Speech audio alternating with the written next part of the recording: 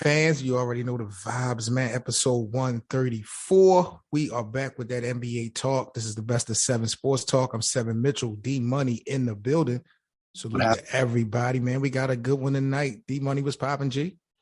Doing good, bro. Doing good, man. You know, another day in the NBA sports world, which is kind of, I think they're losing their mind today, bro. I ain't gonna hold you.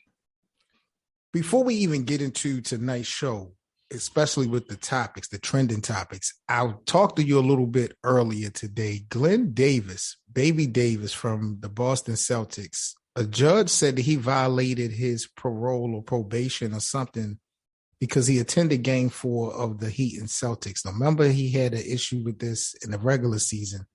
Mm-hmm. He's putting his freedom on the line. And for what? I don't know, because he's not Larry Bird. He's not Paul Pierce. Like, Boston don't love him like that. So what's your reaction to this story, and why would Glenn Davis be putting his freedom on the line just to attend these games like that? You know, sometimes when you're in the limelight, bro, it's hard for you to let it go. And you didn't appreciate when you had it. So it's just sometimes you do silly things like this, bro, to try to recapture something that you may never have, may never get again. You know what I mean? So, yeah, man. But the judge said one more time, and it's a wrap.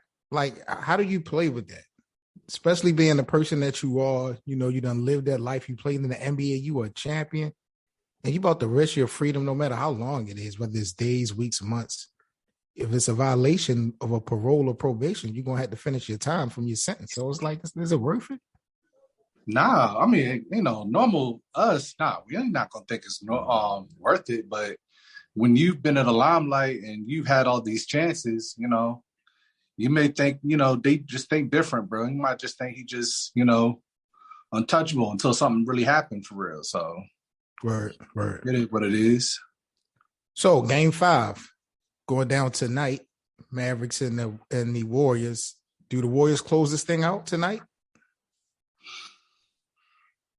I was joking about this earlier, but I'm gonna go ahead and stand on it. Mavs in 7, bro. Oh, what? Mavs in 7.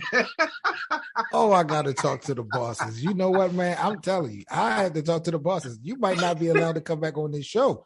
Are you kidding me? Mavs in 7. Man, listen, bro. I know what Luka does in elimination games. Oh my God. You know what I mean? And, oh my God. Yeah, you are a victim. You are a victim, because if I rewind the game tapes and let the fans and the listeners listen to the round before, you had no respect for Luka. He made you a reliever.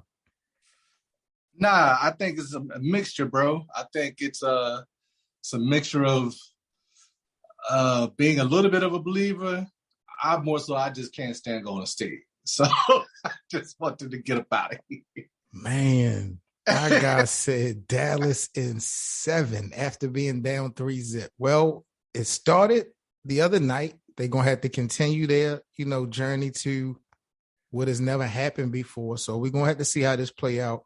I mean, realistically, they're probably going home, but, right. It's nice to dream. You know what I mean? You better. You better, bro, because let me tell you something. You thought the 3-1 finals loss that Golden State did in 2016 was bad. If they blow this lead. Oh, nah. Might have blown the team. You're going to have to blow legacies up, man. You're going to have to blow legacies up. But let's on the real, let's flip the script, though. Let's talk about Steph Curry.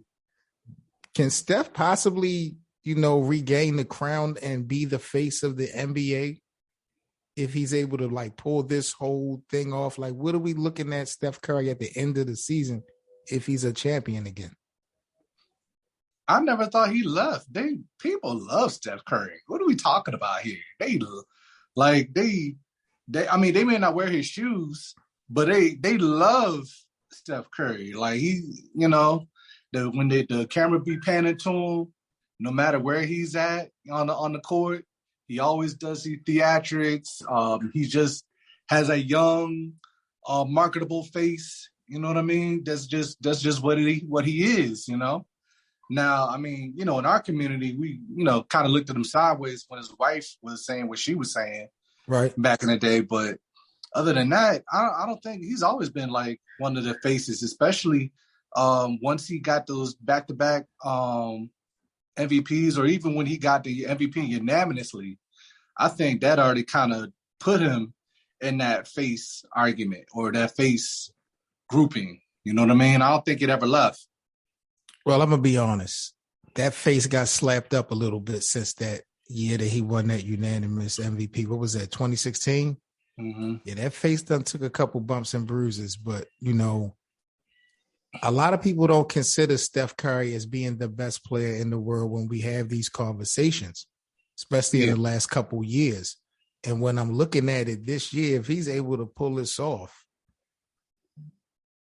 I tell you what, if Steph Curry was 6'8" or 6'7", they would be no doubt be the best player. But it's because he's 6'3" and he jacks up a lot of shots, has to be hot. He has a system that fits his skill set. True. So it's a lot of things. He may not be the greatest defender, you know. There's a lot of things you can nitpick with Steph Curry, but the one thing he does do is he gives hopes to a lot of these kids that may not be as tall, but they know that they can, you know, be as skilled as him through hard work like he did. Steph changed the game. There's no doubt about that. And he's never had an NBA Finals MVP. So if he's able to win the championship this year, I think it's important that he does also play well enough to get the MVP, hopefully. He better get Jordan Poole up out of here then, because Jordan Poole, he creeping right up on him. No, them guys play good. Them guys, he got some young guys play good, but I don't see Jordan Poole being no Finals MVP. I mean, anything can happen. I guess Iguodala was the MVP of the Finals before, so, you know, I get it. Mm-hmm. Let's get into the second quarter, man, of tonight. I want to talk about the next topic.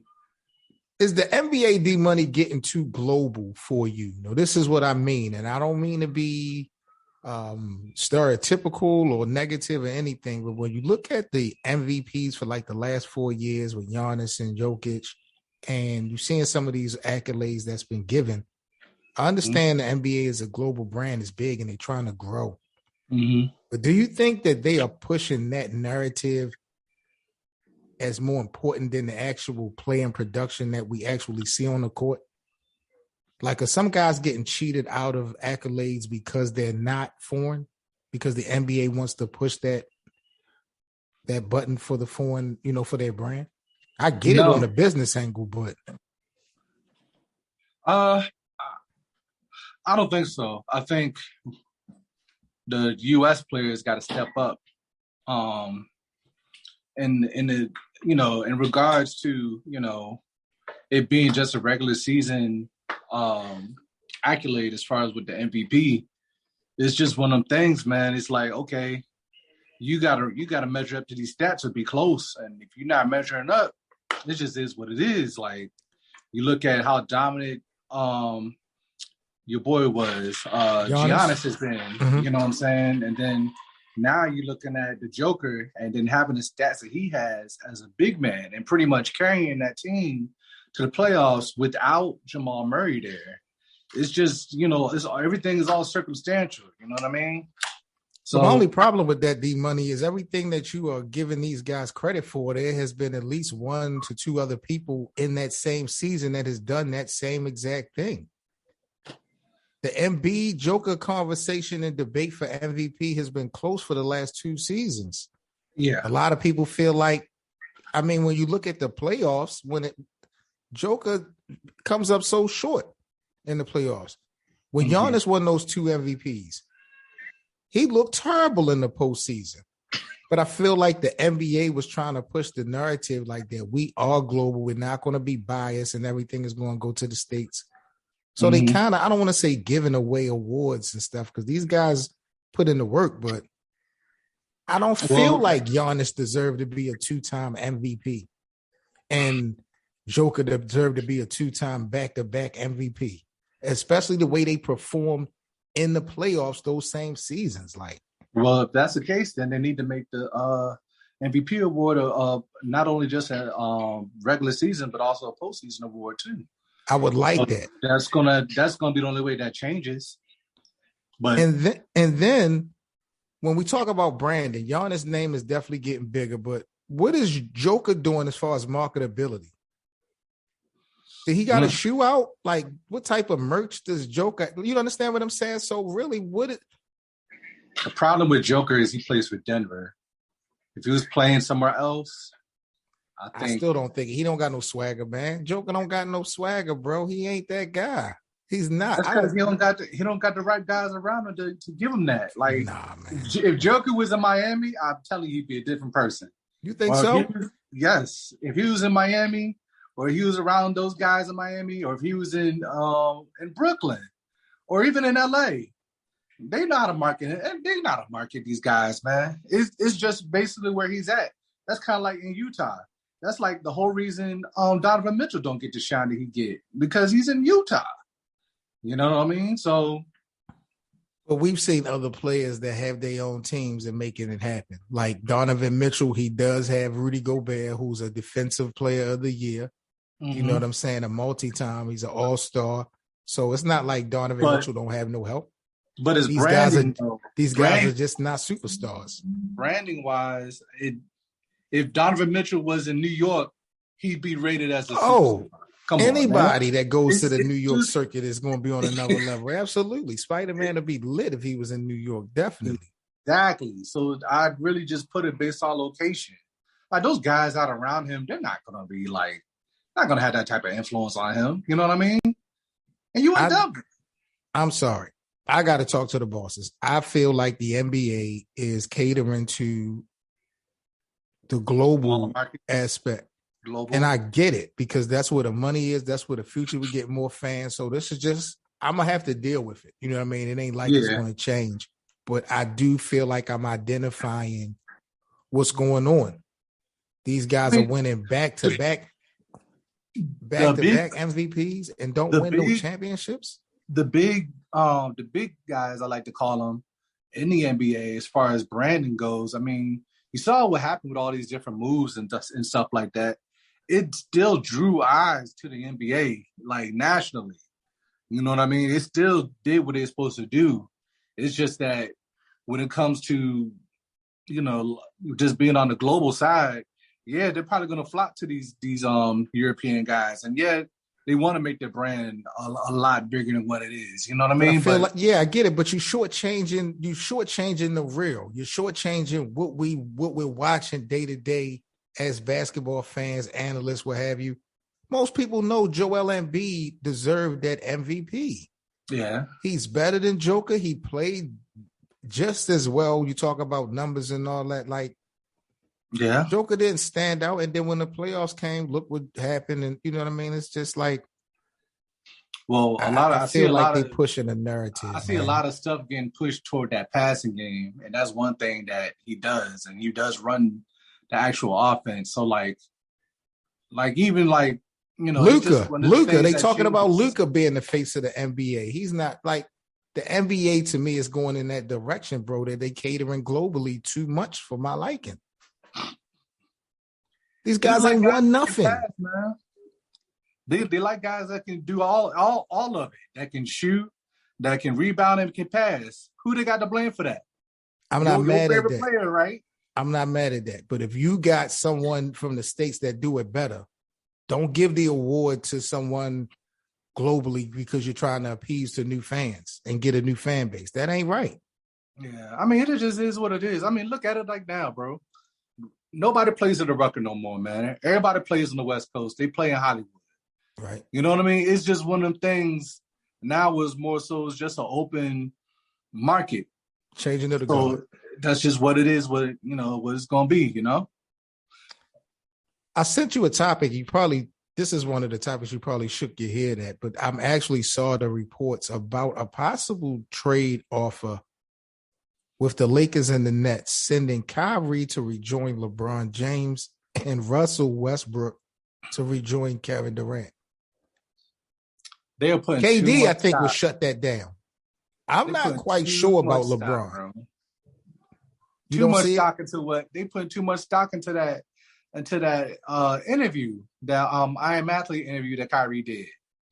because he was talking about, if he would rejoin LeBron and stuff like that. Because, the LeBroneers, just like you, just always got to have this, how can we get him some help? But the only reason why, because we're seeing a lot of things falling in place. We're seeing the problems that LeBron and the Lakers are having as far as them needing help. We're seeing that Kyrie and Brooklyn are not getting along. Like, we're seeing all these different things that make you possibly come up with these innuendos and possible scenarios. But Kyrie has done this before, giving LeBron praise and not apologize, but just talked about his lack of maturity in Cleveland, and then turn right back around and shit on LeBron, while trying to praise Kevin Durant. But I still think LeBron would take him back. I just think Kevin Durant would just say absolutely not to Russell. Why would he say that? Like, why would he take Russell back? He left. And then even with Kyrie, the only reason he even came to Brooklyn was because of Kyrie. Otherwise, he'd been nicked. So, I mean, come on, bro. You can't just be jumping off the ship, and you're the one that got me here. If all this, I could have stayed in Golden State. That's how you should look at it. I got to talk to the bosses, man. I love this game a lot. I love the entertainment factor. I love the storylines, the stuff that we come up with and talk about, bro, on a day-to-day. If Kyrie got traded to the Lakers for Russell, if that was to happen, bro, you know how crazy next year would be? I'd probably quit the show because you would not stop talking about LeBron. Bro. You'd be doing I would have to change my whole background would be, bro, I'm telling you. You be doing this show by yourself. Oh, I ain't my God, bro. And listen to about 3-4 times a week for us to talk about LeBron. No, I'm telling you, I'm going to take the show to the streets. I'm going live stream straight to the streets. We're going to do it for 30 minutes. I'm going to debate people outside, and I'm telling you, bro, let them, because I'm telling you, that's going to be the talk of the season. There ain't no way in hell that happens. I don't think it happens. So what are the chances, D Money, that neither Kevin Durant or Kyrie finish the season off in Brooklyn next year? Do you think there's a chance neither one of them finish the year off in Brooklyn? I feel like you're kind of obligated to see where it ends, bro. Because you have to go through a season at least healthy. That's one. Have to make it through a season healthy. Two, ever since the Kevin Durant has gotten there, they have not really been a full team. Like, it's only happened maybe on two hands amount of times for them to actually, be together as a full team. And that's the problem. It's always somebody hurt. It's always something going on, and I feel like you have to, you committed to doing this because of a goal. You at least have to get a quarter of that goal. And that's at least get to the playoffs somewhat with your whole team there, with a team there, so we can properly judge it without having these, these different things going on. Because we never got to see Harden at full speed in the playoffs with Kyrie and Kevin Durant. We never got to see that. We never got to see those different things. So it's like, all right, well, I mean, it's just us two now, but we still have players here. You gotta see the end of the road. Otherwise, you just wasted 3 to 4 years. But I think we're living in a fantasy world, because the reality is Brooklyn is refusing to max out an extension for Kyrie Irving. Mm-hmm. So there's definitely chances that Kyrie may walk. It doesn't make sense to me.